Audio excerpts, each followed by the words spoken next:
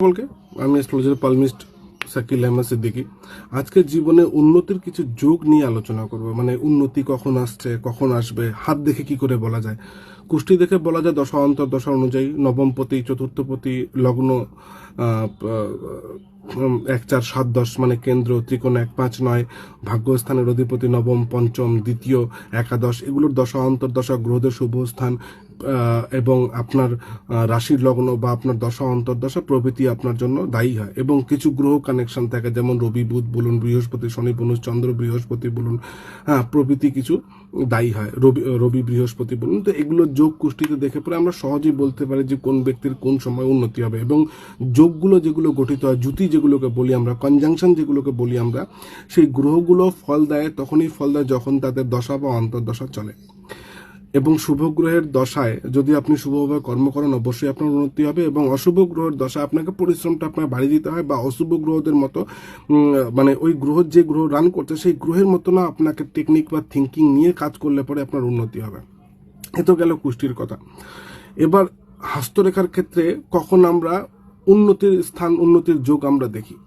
উন্নতি দেখার জন্য প্রথমত আমাদের দেখতে হবে যে আমাদের গ্রহগুলো কেমন আছে। প্রথমত যেটা দেখতে হবে যে গ্রহগুলোর পজিশন কি। আমরা জানি তর্জনের নিচে বৃহস্পতির, মধ্যমার নিচে শনির, রবির নিচে অনামিকার নিচে রবির, এবং কনিষ্ঠার নিচে বুধের। এই চারটে স্থান আমাদেরকে মূলত দেখতে হয়। দ্বিতীয়ত দেখতে হয় আমাদের মঙ্গলের স্থান, কারণ এটা আমাদের স্ট্রাগল, আমাদের মনোভাব, আমাদের মানসিক জোর, ক্ষমতা প্রভৃতি বোঝায়। তৃতীয় আমাদের দেখতে হয় যেটা হচ্ছে চন্দ্র। চন্দ্র হচ্ছে আমাদের মন। প্রত্যেকটা ক্ষেত্রে একটা ইম্পর্টেন্ট জিনিস হচ্ছে চন্দ্র, কারণ মনের চাওয়া পাওয়ার উপরেই নির্ভর করে কিন্তু সবকিছু। ব্যাপারটা হচ্ছে দেখুন, আজকে যখন আমরা কোনো কিছু খেতে চাই, কোনো কিছু পড়তে চাই, কোনো কিছু কিনতে চাই, তো শরীর চায় না কিন্তু ওটা। খাবার দিয়ে যদি উদাহরণ দিই, তো আজকে মাংস খাওয়ার ইচ্ছা হয়েছে, ইচ্ছাটা টোটালি মনের, পেটের মাংসের সাথে কোনো নেওয়া দেওয়া নেই, ও জাস্ট ভরা দিয়ে কথা। ইচ্ছাটা মাংস খাবো, এই ইচ্ছাটাও কিন্তু মনের। আজকে অমুক মাছ খাবো, ইলিশ মাছ খাবো, এই ইচ্ছাটাও কিন্তু মনের। জিভ তার টেস্ট নেয়, দাঁত ওটাকে চাবিয়ে দেয়, পেট ওটাকে ভরে নেয়, কিন্তু এর সাথে মানে ইলিশের কোনো সম্পর্ক নেই, ওদের ভরা দিয়ে কথা, দাঁতের চাবানো দিয়ে কথা, জিভের টেস্ট দিয়ে কথা। কিন্তু যা কিছু খিদা আসছে, টেস্ট আসছে, বা যেগুলো বুঝতে পারছি আমরা, সেগুলো সমস্ত কিছু কিন্তু মনের। এবং মনের বা চন্দ্রের প্রভাব আমাদের জীবনে সব থেকে বেশি, কারণ চন্দ্র খুব ফাস্ট মুভ করে, এবং প্রত্যেকের কাছে মন বা চন্দ্র রয়েছে। কিন্তু মা রয়েছে, আপনার ফ্যামিলি রয়েছে আপনার কাছে, আপনি মার থেকে এসেছেন, মা আপনার খুব ক্লোজ। পৃথিবীতে 3 ভাগ জল, আপনার শরীরেও 3 ভাগ জল, সুতরাং চন্দ্র আমাদের প্রভাবিত করে এবং চন্দ্রের দ্বারা আমরা পরিচালিত। এবার এই চন্দ্রকে হচ্ছে মেন প্রাধান্য দিতে হয়, কারণ এই চন্দ্রের প্রভাবেই কিন্তু অনেক কিছু ঘটনা, সমস্ত ঘটনাই ঘটে এই চন্দ্রের উপরে। আপনার রুচি, আপনার মনোভাব, আপনার থিঙ্কিং, আপনার চিন্তাধারা, আপনার চাওয়া পাওয়া, আপনার পরিবর্তন, আপনার মধ্যে মুড সুইং প্রভৃতি কিছু চন্দ্র থেকে বিচার হয়। এবার এই জীবনের উন্নতিগুলো বিচারের জন্য আমাদেরকে সবার প্রথম দেখতে হবে ব্যক্তির জাতকের ভাগ্যরেখা কেমন আছে। এই ভাগ্যরেখা যতটা সুস্পষ্ট হবে, দীর্ঘ হবে, ক্লিয়ার হবে, কর্তনবিহীন হবে, কাটাছেঁড়া বিহীন হবে, সেই ভাগ্যরেখা উন্নতি মধ্য বয়সের পরে অবশ্যই হয়। দ্বিতীয়ত দেখতে হয় যে এই ব্যক্তির বৃহস্পতির স্থান কেমন আছে, গ্রহগুলোর কেমন আছে স্থান। যদি বৃহস্পতি স্ট্রং থাকে তো দৈব কৃপায় ব্যক্তি উন্নতি লাভ করে।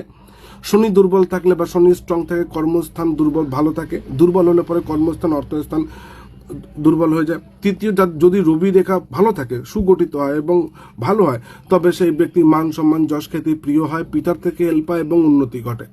চতুর্থত, বুধ যদি ভালো হয়, তার কথাবার্তা, তার চিন্তাধারা, তার টেকনিক, তার থিঙ্কিং, তার ক্যালকুলেশন দিয়ে সে ব্যক্তি উন্নতি করে।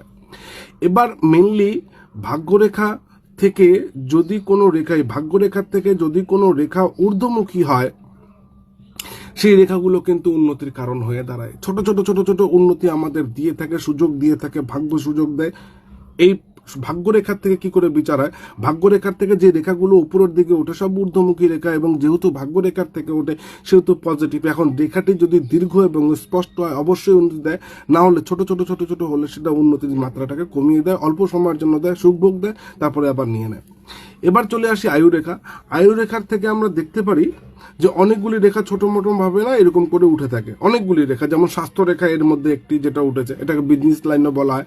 তো আয়ু রেখার থেকে ছোট ছোট রেখাগুলি উঠে এই ছোট ছোট প্রচেষ্টা নির্দেশ করে, এটা চেষ্টা করলাম, ওটা করলাম, ওই চেষ্টা করলাম, ওই চেষ্টা করলাম, বা একাধিক কর্মের সাথে যুক্ত আছি, বা একাধিক জায়গা থেকে উপার্জন করছি, বা একাধিক জায়গা থেকে আসছে। আমি তো 4টা কাজের সাথে যুক্ত, আমার 3টে বিজনেস আছে, 2টো অমুক আছে, 2টো তমুক আছে, আমি চাকরিও করছি, একাধিক উপার্জন যোগ দেখায়। এবং এটা জীবনের বিভিন্ন স্টেজে হয়, কখন হয় সেটা আয়ু রেখার উপরে নির্ধারিত ওই বিন্দুকে কেন্দ্র করে আমরা সেই বয়সটাকে নির্দেশ করি। যদি এই ছবিটাকে জুম করে দেখাই তবে দেখবেন এই আয়ু রেখার থেকে না অনেকগুলো ঊর্ধ্বমুখী রেখা বেরিয়েছে, যেটা খুবই পজিটিভ। এই 1, এই 2, এই 3, এই 4, এই 5, এই 6, মানে যতটা বয়স বেড়েছে জাতক কিন্তু একাধিক কর্মের দিকে ঝুঁকেছে, একাধিক প্রাপ্তির দিকে ঝুঁকেছে, বা এর কাছে সুযোগ একাধিকবার আসবে। এবার এটাই শুধু থাকলে হবে না, বৃহস্পতিকে ভালো থাকতে হবে, শনিকে ভালো থাকতে হবে, রবিকে ভালো থাকতে হবে, কারণ এই 3টে কিন্তু প্রাপ্তির জায়গা। আরেকটা মেন টপিক আছে, আমি একটু পরে আসবো। এবার আয়ু রেখা, ভাগ্য রেখা বিচার হলো। এবার থার্ড যে রেখাটাকে বিচার করবো সেটা হচ্ছে এই হৃদয় রেখা। হৃদয় রেখার উপর থেকে অনেকগুলো ছোট ছোট রেখা এনার দেখবেন বেরিয়েছে। এই রেখাগুলো অবশ্যই এটা উন্নতির কারণ। এরকম যদি 3টে প্রধান রেখার উপরে দেখা যায় তবে জীবনে বুঝতে হবে যে ব্যক্তি কখনো কর্ম ছাড়া ছিল না, কিছু না কিছু করে উপার্জন করেছে, এবং এই মধ্য বয়সের পর গিয়ে একটা সময়ের পর গিয়ে কিন্তু এর ভালো উন্নতি, অর্থ প্রাপ্তির যোগ, একাধিক সম্মানীয় স্থান প্রাপ্তির যোগ, একাধিক জায়গা থেকে উপার্জনের যোগ, ল্যান্ডের যোগ, জমির যোগ, প্রপার্টির যোগ কিন্তু ব্যক্তি রয়েছে। কিন্তু মেন যেটা ভাইটাল টপিক, আমরা জানি মঙ্গল বিএনএন মানে নারী জ্যোতিষে বলুন, বৈদিক জ্যোতিষে বলুন, ফলিতে বলুন, মঙ্গল কিন্তু বাধা সৃষ্টি করে। মঙ্গল একটা ক্রূর গ্রহ, মঙ্গল বাধার কারক। যদি কোনো ব্যক্তির সমস্ত কিছু ভালো আছে, মঙ্গলের স্থান যদি খারাপ থাকে আর বৃহস্পতির স্থান যদি না পজিটিভ না নেগেটিভ থাকে, নর্মাল থাকে, এবং মঙ্গলের যদি খারাপ থাকে, ও শতবার যোগ আসবে, 100 টাইম ওর যোগ আসবে, কিন্তু সেই যোগগুলো 99% হয়ে সব ক্যান্সেল হয়ে যাবে, যার মঙ্গলের স্থান মেনলি খারাপ আছে। এই মঙ্গলের স্থান, এদের সাথে যদি মঙ্গলের স্থানটাও ভালো থাকে, দেখুন এখানে খারাপ দেখতে পাচ্ছি, এদের সাথে মঙ্গলের স্থানটাও যদি ভালো থাকে তবে সেই ব্যক্তি রাজার মতো জীবনযাপন করে, মানে মধ্যবিত্ত হলো বা হাই স্ট্যাটাসে গিয়ে ও জীবনযাপন করবেই। ওর দুঃখ থাকবে, কষ্ট দেবে, কিন্তু সেখান থেকে বেরিয়ে যাবে, বিপদ আসবে সেখান থেকে বেরিয়ে দেবে। ভাগ্য রেখা স্ট্রং হচ্ছে মেন কথা। ভাগ্য স্ট্রং থাকলে আপনার মধ্যে জোর, সাহস, শক্তি থাকে।